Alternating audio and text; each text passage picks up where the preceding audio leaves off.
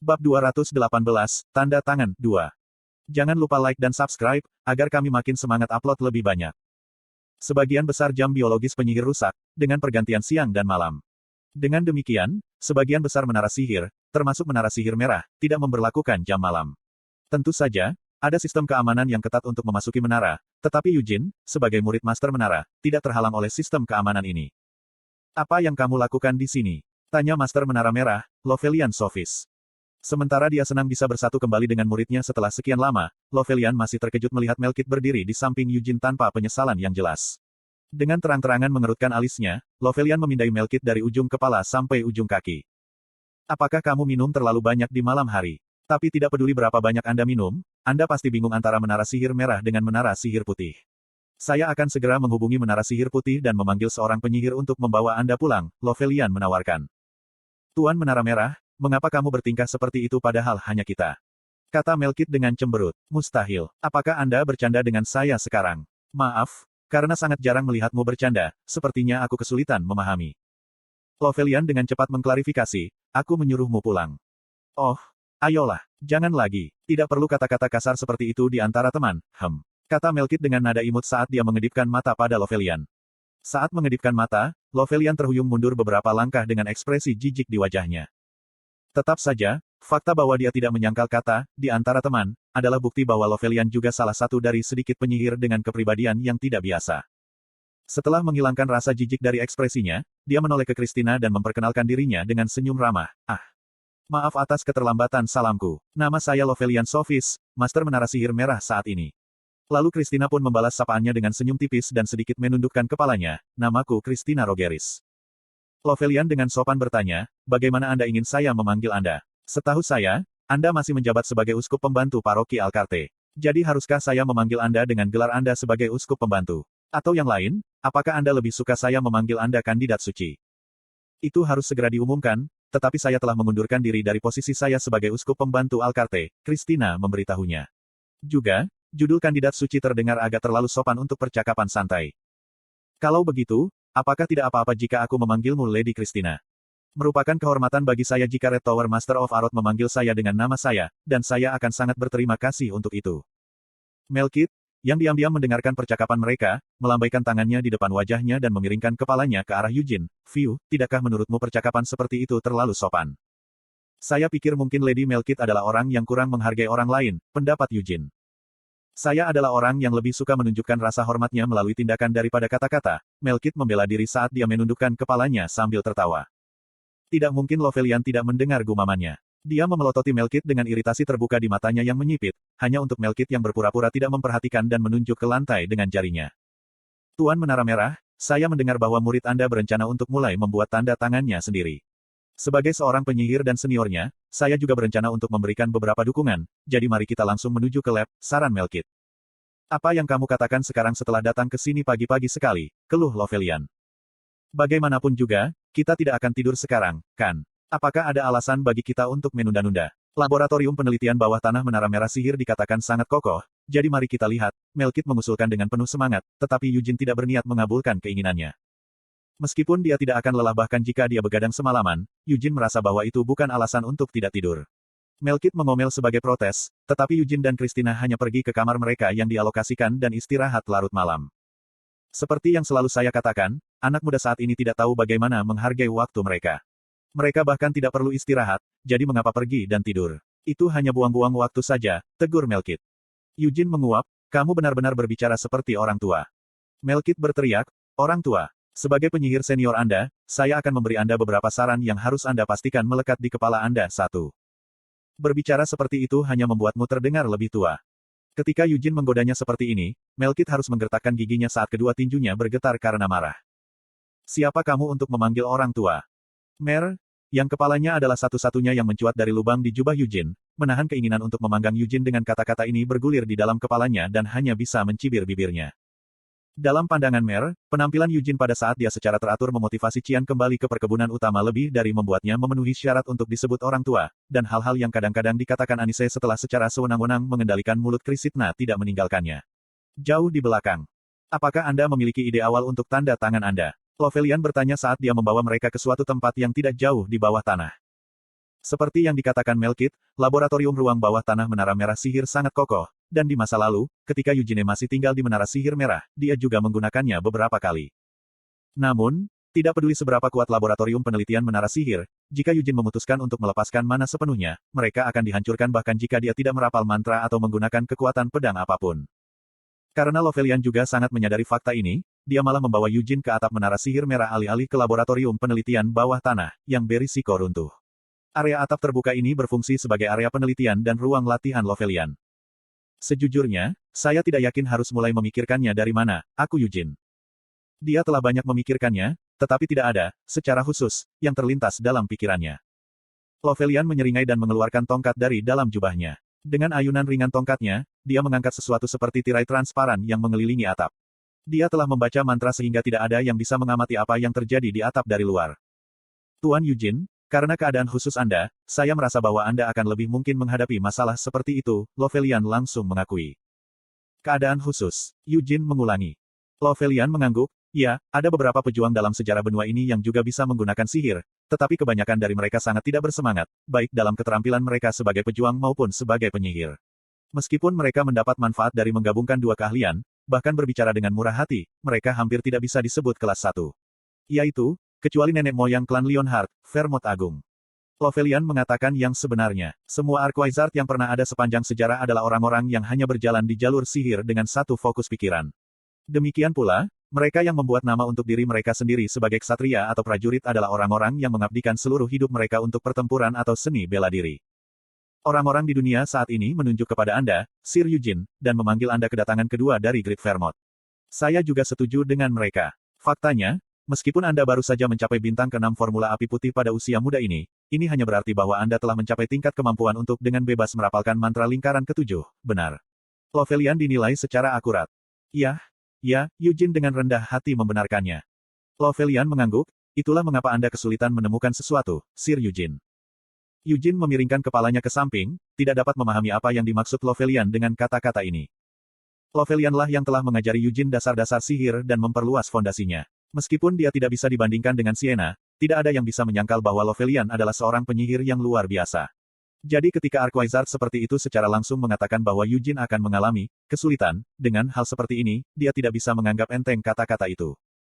Menurutmu dari mana kesulitan itu berasal? Eugene bertanya dengan sopan. Inti dari sihir adalah menemukan cara untuk melakukan hal-hal yang tidak dapat Anda lakukan, jawab Lovelian sambil tersenyum. Saat dia mendorong tongkatnya ke depan, angin puyuh api mulai keluar dari ujung tongkatnya. Orang tidak bisa begitu saja menyemprotkan api dari tangan mereka tanpa menggunakan alat. Namun, jika mereka menggunakan sihir, mereka bisa menyalakan api sendiri. Pada akhirnya, itulah yang dimaksud dengan sihir. Ini adalah keterampilan yang memungkinkan seseorang, tidak, memungkinkan Anda melakukan apa yang tidak dapat Anda lakukan. Eugene mendengarkan Lovelian tanpa memotongnya. Mengakhiri demonstrasi, Lovelian melanjutkan, jika saya harus mengatakannya dengan lebih sederhana, saya tidak dapat terbang di langit. Namun, jika saya menggunakan sihir, saya bisa terbang ke langit. Jika aku berlari normal, aku akan lebih lambat dari anjing, apalagi kuda, tapi jika aku menggunakan sihir, aku bisa bergerak lebih cepat dari orang lain. Aku bertanya-tanya apa yang ingin kamu katakan, Melkit, yang mendengarkan dengan tenang, tiba-tiba berbicara sambil terkekeh dan mengangkat satu jari. Nah, lihat ini, nak. Saya bukan seorang pejuang, dan saya bahkan tidak memiliki kor. Meskipun aku bisa memanipulasi mana di dalam tubuhku, aku tidak bisa mewujudkan kekuatan pedang seperti yang bisa dilakukan prajurit atau ksatria. Namun, jika saya menggunakan sihir, saya bisa membuat bilah mana yang mirip dengan kekuatan pedang meskipun itu didasarkan pada prinsip yang sedikit berbeda, bukan? Sementara bibirnya bergerak, Melkit merapalkan mantra, dan mana biru mudanya menyatu sesuai dengan formula mantranya, menjadi bilah yang tajam. Itu pasti sesuatu yang berbeda dari kekuatan pedang yang terbuat dari sihir. Ini bukan kekuatan pedang, tanpa sadar Melkit setuju. Namun, itu setajam dan sekuat kekuatan pedang. Meskipun aku mungkin masih kalah darimu, aku yakin setidaknya aku bisa memalsukan pertarungan pedang dengan ksatria biasa. Petik 2. Aha, Eugene mengerti apa yang coba dikatakan oleh keduanya. Eugene bukan penyihir biasa. Jika dia membutuhkan pisau tajam atau serangan yang kuat, dia tidak perlu mengeluarkan formula baru dan membaca mantra. Dia hanya bisa mewujudkan kekuatan pedangnya. Jika dia ingin berlari cepat, dia tidak perlu menggunakan mantra yang berhubungan dengan kecepatan, dia hanya perlu mulai mengoperasikan formula api putih dan berlari. Pembedaannya antara apa yang bisa dilakukan dan apa yang tidak bisa dilakukan berbeda dari penyihir biasa. Itulah mengapa Anda mengalami kesulitan dengan itu, Lovelian menekankan. Tuan Eugene, untuk Archwizard, tanda tangan adalah inti dari semua keajaiban yang telah mereka kumpulkan selama latihan dan penelitian seumur hidup. Biasanya, setelah mempelajari sihir selama beberapa dekade, mereka secara khusus membuat mantra yang paling cocok untuk diri mereka sendiri. Melkit memotongnya dengan tidak sabar, kesimpulannya, anak nakal, memang benar bahwa kamu adalah seorang penyihir yang kuat, tetapi sebagai seorang penyihir, kamu juga benar-benar cacat. Sejauh ini, kamu tidak pernah sekalipun menyusun mantramu sendiri dengan benar, dan kamu bahkan tidak pernah merasa perlu untuk melakukannya, kan? Jawabannya tidak dapat disangkal. Bahkan di kehidupan sebelumnya, Eugene adalah seorang pejuang. Hal yang sama berlaku untuk kehidupan yang dia jalani setelah bereinkarnasi. Dia tahu bahwa sihir itu nyaman dan kuat, tetapi sihirnya tidak pernah menjadi fokus utama dalam pertempuran yang telah dilakukan Eugene sejauh ini. Melihat hal ini, dia tidak pernah meneliti mantra baru, juga tidak merasa perlu untuk melakukannya. Petik 2. Iya, itu benar, akhirnya Eugene mengakui. Sejujurnya, aku merasa lebih nyaman bertarung langsung dengan tubuhku daripada menggunakan mantra. Namun, bukan berarti kamu tidak menggunakan sihir sama sekali, kan? Melkit mendorongnya. Paling tidak, jauh lebih efisien menggunakan mantra saat kau harus terbang di udara. Eugene mengangguk sambil berpikir, ya. Dan selain itu, ketika saya harus menyerang musuh saya dari jarak jauh. Dan saya juga sering menggunakan bling untuk mencampur gerakan saya. Saya juga suka menggunakan sihir spasial untuk membuat pengalihan. Semakin banyak dia berbicara, semakin banyak ekspresi Eugene berubah menjadi seringai. Tidak peduli dari sudut mana dia mempertimbangkannya, Eugene berpikir itu bukanlah sesuatu yang harus dia akui di depan Lovelian, yang telah banyak membantunya sejak dia masih muda, yang telah menerimanya sebagai murid, mengajarinya sihir, dan selalu berada di sisinya. Meskipun dia tidak tahu apa yang ada dalam pikiran tuannya, bukankah sebagian besar guru ingin ajaran mereka dihargai oleh murid-muridnya? Itu berarti bagi Anda, Tuan Eugene, sihir hanya benar-benar digunakan sebagai bantuan dalam pertempuran, Lovelian menilai dengan serius. Eugene dengan patuh menjawab, ya, maafkan saya. Mengapa kamu meminta maaf? Lovelian bertanya sambil memiringkan kepalanya dengan ekspresi bingung. Eugene dengan canggung berdeham dan mengintip reaksi Lovelian sebelum menjawab, yah, kaulah yang mengajariku sebagian besar sihir yang aku tahu, guru. Tapi bukankah ini terasa seperti aku mengabaikan sihir yang kau ajarkan padaku? Anise yang melihat melalui mata Christina merasa cukup senang dengan situasi saat ini. Hamel, yang selalu tampak begitu kasar, dipenuhi rasa ingin tahu di depan penyihir yang berpenampilan rapi ini. Selain itu, Hamel bahkan memanggilnya Tuan. Meskipun wajar bagi seorang murid untuk menghormati gurunya, itu adalah sesuatu yang tidak dapat dibayangkan oleh Anise yang dilakukan Hamel di masa tentara bayarannya. Akulah yang membesarkannya menjadi seperti ini, Anise berbisik kepada Christina dengan rasa bangga dan puas. Dia tidak berbohong. Sejak Hamel bergabung dengan mereka sebagai kawan, Anise menghabiskan waktu lama untuk memperbaiki perilaku dan pikirannya. Mulutnya yang kotor, yang paling bermasalah, pada akhirnya selalu menolak untuk dikoreksi, tapi karena sepertinya dia khawatir menghina tuannya, ini bisa disebut hasil yang sukses. Konten iklan. Tuan Eugene, bagaimana seseorang menggunakan sihirnya sepenuhnya tergantung pada penyihir yang dimaksud, kata Lovelian sambil menyeringai setelah memahami apa yang ingin dikatakan Eugene. Meskipun sudah jelas bahwa akulah yang mengajarimu sihir, bukan berarti aku membutuhkanmu untuk menjadi penyihir murni, Sir Eugene. Nyatanya, saya lebih suka jika Anda tidak menjadi penyihir biasa. Karena itu akan menyia-nyiakan bakat Anda jika Anda hanya menjadi seorang penyihir, Sir Eugene. Eugene terbatuk karena malu, ahem. Menyadari rasa malunya, Lovelian mengubah topik pembicaraan, Tuan Eugene, saya sudah mengatakan ini sebelumnya, tetapi tanda tangan adalah inti dari semua keajaiban yang telah dikumpulkan oleh seorang penyihir melalui latihan dan penelitian. Yang paling penting adalah, jenis sihir apa yang paling sering ditangani oleh penyihir itu sendiri. Dalam kasus Eugene, itu adalah mantra yang membantunya dalam pertempuran. Tuan Eugene, Anda tidak perlu menggunakan sihir untuk serangan Anda. Karena daripada perlu menggunakan mantra untuk menyerang, Anda mampu menciptakan serangan yang lebih kuat tanpanya. Jika hanya bantuan tempur yang Anda butuhkan, itu sudah lebih dari cukup. Hanya itu yang Anda perlukan untuk menentukan arah tanda tangan Anda, saran Lovelian. Setelah Anda memutuskan arah, Anda hanya perlu mengerjakan teknik dasar dan kemudian membangunnya. Sihir digunakan untuk menciptakan fenomena yang tidak terjadi secara alami, seperti menyalakan percikan di tengah hujan lebat atau menyebabkan badai salju di tengah musim panas. Jadi yang perlu Anda lakukan hanyalah menemukan teknik yang dapat menciptakan fenomena yang tidak wajar seperti itu. Melkit mengangkat topik itu sambil terkekeh saat dia melepas mantel yang dia kenakan. Karena kamu tidak akan mendapatkan pemahaman yang baik jika kita terus membicarakannya, izinkan Arquaizat dan Great Spirit Summoner ini, Lady Melkit El-Hayah, menunjukkan tanda tanganku. Anda harus merasa terhormat mengetahui bahwa, dari semua orang yang telah melihat tanda tangan saya, hanya sedikit yang selamat. Lovelian menusuk kepura-puraannya, tapi itu tidak terlalu langka. Master Menara dan Lord Trempel lainnya juga telah melihat tanda tangan Anda.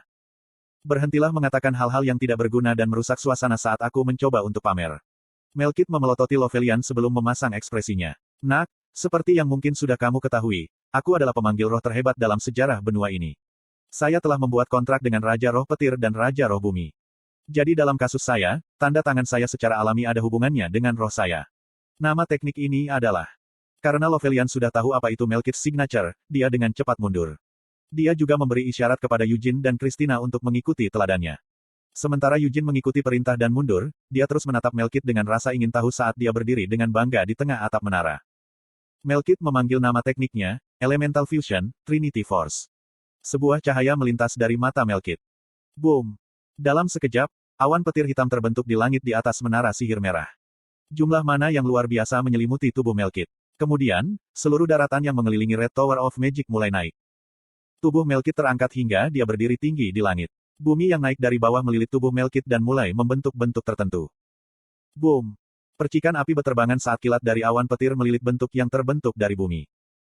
Eugene, Mer, dan Christina kehilangan kata-kata saat mereka menonton adegan ini. Sosok Melkit tidak lagi terlihat. Tidak, bisakah itu benar-benar disebut tidak terlihat? Bentuk yang muncul di langit di atas menara sihir merah adalah Melkit El Hayah raksasa yang terbuat dari tanah. Jika seseorang harus menggambarkannya, sepertinya seseorang telah memahat boneka raksasanya dari tanah liat. Meskipun terbuat dari tanah, itu tidak benar-benar memiliki warna tanah. Ini adalah penggabungan unsur, kekuatan Trinitas. Sepertinya Melkit baru saja menjadi raksasa. Tentu saja, ini bukanlah tubuh Melkit yang asli. Melkit tetap berada di tengah boneka tanah raksasa ini, dan dengan menghubungkan pikirannya ke tubuh boneka tanah, dia mampu mengendalikannya dengan sempurna. Meringkuk di udara, Trinity Force, Melkit raksasa, membuka mulutnya dan bertanya. Bagaimana? Senyumnya persis sama dengan Melkit versi manusia yang lebih kecil. Aku berbicara tentang tubuh menggerakkan yang terbuat dari tanah. Ini adalah rekreasi sempurna dari 3 ukuran tubuh saya. Saya juga bisa dengan bebas mengganti pakaiannya menjadi apapun yang saya inginkan, ungkap Melkit. 3 penonton di atap tidak bisa berkata apa-apa menanggapi pernyataan bangga Melkit. Itu bukan satu-satunya hal hebat tentang tanda tangan saya. Melkit melanjutkan dengan penuh semangat. Tubuh ini tidak berbeda dengan penjelmaan Raja Roh Bumi, jadi saat dalam keadaan ini, aku bisa mengendalikan bumi sesuka hatiku. Dan semua energi yang dibutuhkan untuk menggerakkan tubuh raksasa ini disediakan oleh kekuatan Raja Roh Petir. Melkit mengulurkan satu tangan raksasa dalam demonstrasi. Saat dia menjentikkan jari telunjuk dan ibu jarinya, kekuatan petir yang luar biasa berkumpul di ujung jari. Fufufu. Dalam bentuk Trinity Force, aku mungkin bisa menghancurkan istana kerajaan Abram hanya dengan satu gerakan jariku, bukan? Melkit terdiam sambil berpikir. Untung Lord Trempel tidak ada di sini untuk mendengarnya, komentar Lovelian datar. Melkit membela diri, bahkan aku tidak akan mengatakan hal seperti itu di depan lelaki tua yang sangat setia pada keluarga kerajaan, tahu. Kalau begitu berhenti bicara omong kosong dan turun ke sini, perintah Lovelian dengan tidak sabar. Tuan Menara Putih, saya sudah mengatakan ini di masa lalu, tetapi meskipun tidak dapat disangkal bahwa tanda tangan Anda luar biasa dan mengesankan. Penampilan luarnya mengganggu. Itu wajahku yang kamu bicarakan. Melkit meraung kembali. Tapi tidak perlu membuatnya dengan gambarmu sendiri, kan? Saya tidak takut untuk mencintai diri saya sendiri, kata Melkit. Melkit yang besar membentuk buayan dengan tangannya dan menyandarkan dagunya di atasnya dengan pose yang lucu. Lovelian hanya membuat ekspresi jijik dan mengalihkan pandangannya dari langit. Tampilan luarnya mungkin mengganggu, tapi menurutku tanda tangan Master Menara Putih akan menjadi contoh yang baik untukmu, Lovelian mengakui dengan enggan. Ini adalah inti dari semua keajaiban yang dia kumpulkan selama bertahun-tahun dan perwujudan dari cita-citanya. Saat Eugene memindai Trinity Force sambil memegang Akasha, dia mendapati dirinya setuju dengan kata-kata Lovelian. Elemental Fusion, ini jelas bukan deskripsi yang salah. Melkit telah menggunakan dirinya sebagai pusat fusi untuk menggabungkan Raja Roh Bumi dengan Raja Roh Petir. Hampir mustahil untuk menciptakan keberadaan seperti itu hanya dengan mana, jadi dia telah membentuk tubuh dari tanah dengan kekuatan Raja Roh Bumi dan kemudian menggunakan petir Raja Roh Petir sebagai sumber kekuatannya. Dengan itu, Melkit dapat mengerahkan sepenuhnya kekuatan kedua Raja Roh sambil melengkapi mereka dengan sihirnya sendiri. Tidak adil kalau aku satu-satunya yang memamerkan rahasiaku, Red Tower Master. Apakah kamu tidak akan menunjukkan milikmu juga? Melkit terpancing. Lovelian mendengus, aku akan menunjukkannya bahkan tanpa kamu menekanku. Setelah mengambil jarak yang cukup jauh dari Eugene, dia membentuk isyarat tangan dengan kedua tangannya. Pantheon, seru Lovelian. Tidak perlu mantra panjang dari formula mantra yang rumit dengan tanda tangannya. Master Menara Merah, spesialisasi Lovelian adalah sihir pemanggilan. Jadi tanda tangannya, Pantheon, bukanlah mantra yang menyebabkan fenomena apapun, seperti tanda tangan Arquizard lainnya, melainkan mantra yang memanggil makhluk. Berkat itu, Pantheon Lovelian memiliki keunggulan kecepatan yang luar biasa. Sebaliknya, Kekuatan Tritunggal Melkit mau tidak mau membutuhkan lebih banyak waktu untuk nyanyian dan penerapan. Hal yang sama juga berlaku untuk tanda tangan Archwizard lainnya. Namun, tanda tangan Lovelioan dapat memanggil pintu dari dimensi berbeda hanya dengan membentuk isyarat tangan dan memanggil nama Pantheon. Boom! Sebuah pintu besar jatuh dari langit. Pintunya ditutupi dengan ukiran yang rumit. Di masa lalu, setelah duel Yujin dengan Generik berakhir, Generik, yang menolak menerima hasil duel, menahan permusuhannya saat Lovelian turun ke panggung bersama Pantheon. Begitulah Pantheon yang tidak ortodoks dan menakutkan. Sementara kecepatan luar biasa adalah salah satu kekuatannya, kekuatan lain yang dimiliki Pantheon jika dibandingkan dengan tanda tangan lainnya adalah keacakan dan ketidakpastiannya. Pintu ini sendiri adalah objek pemanggilan yang telah kuciptakan seumur hidupku, kata Lovelian sambil membelai tiang gerbang besi Pantheon, yang menjulang di sampingnya. Dan terkandung dalam dimensi sekunder yang terhubung ke pintu ini adalah semua makhluk pemanggil dan objek pemanggil yang telah saya kumpulkan atau buat sepanjang hidup saya. Ini termasuk segala sesuatu mulai dari monster kuno yang telah bersembunyi di penjara bawah tanah jauh di bawah tanah hingga bibrida tertinggi yang diciptakan dengan mengawinkan beberapa monster berbeda, chimera, atau bahkan kutukan yang bentuk aslinya telah disegel di dalam buku sihir, dan sebagainya. Itu bukan hanya makhluk hidup juga. Objek pemanggilan, seperti golem yang dibuat oleh Lovelian dan penyihir lain dari menara sihir merah, dan monster tak hidup lainnya yang dapat bergerak sendiri juga tetap tidak aktif di dalam Pantheon. Hanya aku yang tahu makhluk pemanggil dan objek pemanggil apa yang akan muncul dari pintu ini. Dengan membuka pintu ini, saya dapat membuat pasukan besar dengan bebas memanggil semua makhluk pemanggil dan objek pemanggil saya. Namun, itu saja tidak cukup untuk menjelaskan kebanggaan yang saya miliki pada tanda tangan saya, kata Lovelian dengan senyum cerah sambil menoleh ke arah Yujin. Aku bisa dengan bebas menggabungkan makhluk pemanggil dan objek pemanggil yang disimpan di dalam pintu ini. Sederhananya, saya bisa membuat chimera dari bahan apapun yang disimpan di dalam pintu. Bergantung pada kombinasi apa yang saya hasilkan, tujuan penggunaannya akan berubah, bersama dengan kekuatan makhluk pemanggil itu sendiri. Itulah mengapa Pantheon Master Menara Merah sangat sulit untuk dihadapi. Anda tidak pernah tahu apa yang mungkin keluar dari pintu itu, tetapi kekuatan makhluk yang disintesis yang dibuat dengan menggabungkan panggilan yang ada benar-benar tidak dapat diprediksi, kata Melkit sambil menghilangkan kekuatan Trinitas dan melompat turun dari langit. Hal yang paling mengerikan tentang itu adalah benar-benar tidak ada batasan pada kombinasi objek yang disimpan di dalam Pantheon. Jadi, itu berarti dia bisa mencampur 100 objek pemanggilan yang berbeda dengan 100 makhluk pemanggil yang berbeda untuk menciptakan satu makhluk yang memiliki semua kekuatan gabungan mereka. Saya tidak pernah melakukan hal seperti itu. Saya tidak pernah ingin melakukannya, saya juga tidak pernah menginginkan kesempatan yang mengharuskan saya melakukannya, kata Lovelian dengan senyum masam saat dia mengusir Pantheon kembali. Seperti yang bisa kamu lihat, Pantheonku mengejar ketinggianku sebagai summoner. Saya harap tanda tangan saya berguna bagi Anda, Sir Yujin. Pantheon dan Trinity Force, gumam Yujin pada dirinya sendiri saat dia mempertimbangkan mantra-mantra ini. Apakah Anda harus memikirkan sendiri nama tanda tangan kami? Hah, Lovelian mendengus. Yujin menjelaskan, saya bertanya-tanya apakah Anda bersedia memberikan nama untuk saya, Guru. Apa yang kamu bicarakan, Nak? Tanda tangan adalah kristalisasi pengetahuan penyihir dan realisasi cita-cita mereka. Tentu saja, itu harus dinamai sendiri. Melkit melepaskan keberatan dengan ekspresi bingung. Itu adalah sesuatu yang juga dipahami Yujin. Namun, Yujin tidak terlalu percaya diri dengan kemampuannya untuk menyebutkan sesuatu. Pengapian, bisik Mer, dan Asura Rampage. Aku akan membunuhmu, Yujin segera mengancam. Eclipse, lanjut Mer tanpa henti. Ekspresi Yujin berubah menjadi cemberut saat dia mencubit pipi Mer. Sakit, Mer merengek. Jangan bohong, Anda tidak bisa merasakan sakit, kata Yujin. Sakit di hatiku. Setelah mengatakan hal seperti itu, bagaimana mungkin seseorang yang menyebut dirinya manusia, tahan untuk terus mencubitnya. Yujin diam-diam melepaskan pipi Mer. Mer melanjutkan pendapatnya, namun, Sir Yujin, menurut saya nama Eclipse cukup keren.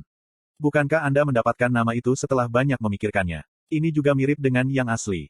Menatap matahari menjadi hitam seperti gerhana matahari. Tidak tahan mendengarkan ini lagi, Yujin menjejalkan kepala Mer kembali ke jubahnya. Apa itu gerhana? Melkit memiringkan kepalanya ke samping dan bertanya, tetapi Yujin menutup rapat bibirnya. Tetap saja, sepertinya Eclipse lebih baik daripada Asura Rampage atau Death End, Yujin mengakui pada dirinya sendiri di lubuk hatinya. 1. Teks asli menggunakan idiom Korea yang setara untuk memastikan bahwa nasihat menjadi bagian dari darah dan daging Anda.